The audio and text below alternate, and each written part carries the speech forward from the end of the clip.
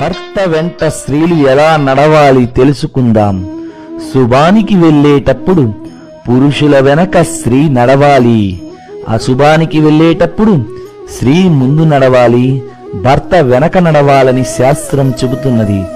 భర్త చేసిన పుణ్యంలో భార్యకి సగపాలు భాగం ఉంటుంది. కానీ భర్త చేసిన పాపంలో భార్యకి ఎటువంటి భాగం ఉండదు. భార్య చేసిన పుణ్యంలో భర్తకి ఎటువంటి భాగం ఉండదు అని శాస్త్రం చెబుతున్నది. భార్యకి అంతటి ప్రాముఖ్యత ఇచ్చింది మన పురాణాలు. భర్త చేయు ప్రతి మంచి పుణ్య కార్యక్రమంలో భార్య సహకారం ఉంటుంది. కావున భర్త చేయు పుణ్య కార్యక్రమాలలో భార్యకి సగభాగం ఫలితం కలుగుతుంది.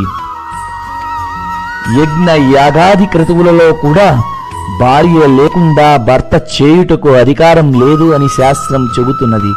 త్రేతాయుగంలో శ్రీరామచంద్రుడు కూడా సీతమ్మ వారు లేని సమయంలో అశ్వమేధ యాగాన్ని స్వర్ణసీత సహితంగా యాగాన్ని పరిసమాప్తి గావించెను. ధర్మ ప్రచారం ధర్మో రక్షతి రక్షితః. జై శ్రీరామ్.